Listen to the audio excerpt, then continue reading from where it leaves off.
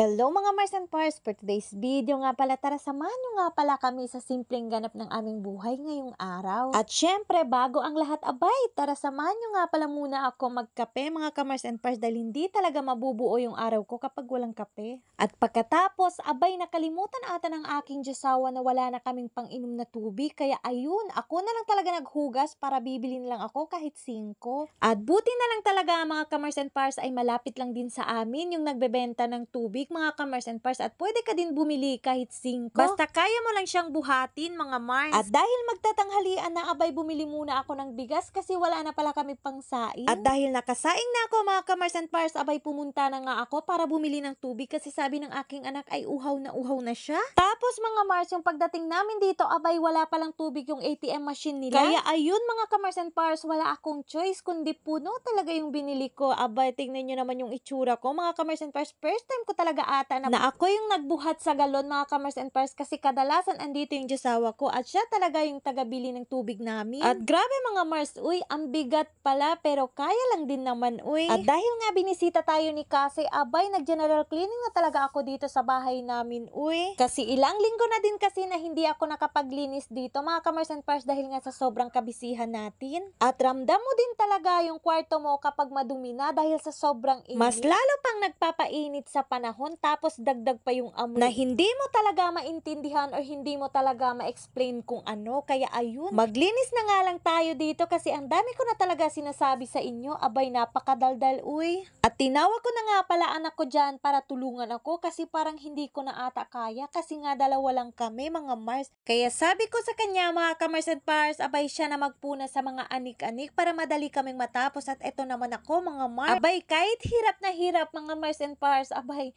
pinopursige ko pa din mga ka-Mars and Pars kasi nga sinimulan ko to, kailangan ko talaga tong tapusin. Ganyan kasi talaga ako mga Mars and Pars kapag may ginagawa ako gusto ko talaga itong tapusin mga ka-Mars and Pars kahit hindi ko kaya pero kakayanin ko talaga.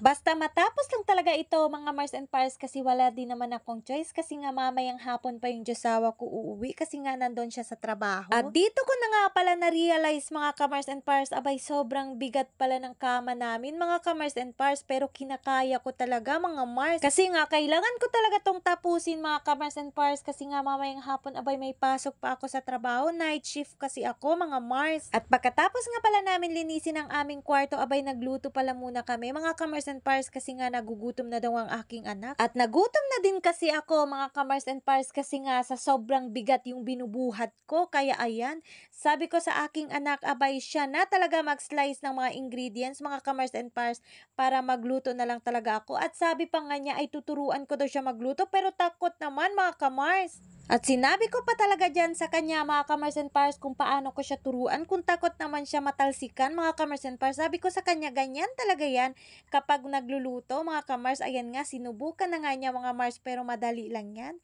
Kasi nga ayaw na niya mga Mars kasi nga takot na takot daw. Tignan nyo naman yung itsura oh. At adobong karneng baboy nga pala yung niluluto namin dyan kasi nga sakto kagabi mga ka-Mars and Pars may inuwing baboy ang kanyang papa. Kaya ayun, hindi na namin niluto mga ka-Mars and Pars kasi nga may bisita kami kagabi. Kaya ayun, nakalibre kami ng hapunan kagabi. Kaya ngayon na lang namin siyang niluto. At pagkatapos nga pala kami kumain ng tanghalian mga ka-Mars and Pars, abay sinimulan ko na naman yung paglilinis mga ka-Mars and Pars. At dito naman sa may sala, abay napakasipag ko talaga for today's video uy. Dahil nga naisip ko nga pala dyan ay palitan ko na nga pala yung kurtina namin kasi nga nakita ko abay napakaalikabok mga ka-Mars and Pars. Nakakahiya talaga kapag may bisita ako. Kaya sabi ko dahil walang tubig ngayon at bukas pa ako maglalaba kaya sakto mga ka-Mars and Pars palitan ko na talaga yung mga kurtina ngayon.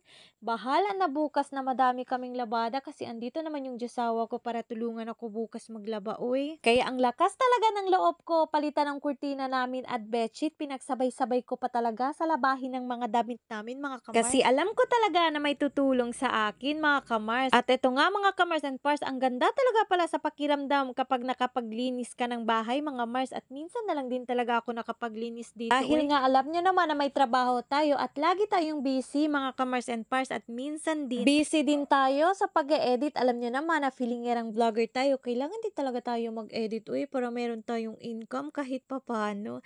At pagkatapos ay eto nga mga ka-Mars and Pars, pumasok na nga pala tayo sa trabaho dahil sabi ko nga sa inyo ay night shift tayo. O siya mga Mars, hanggang dito na lang pala ang video ko. Maraming maraming salamat sa suporta. Hanggang dito na lang. Bye-bye!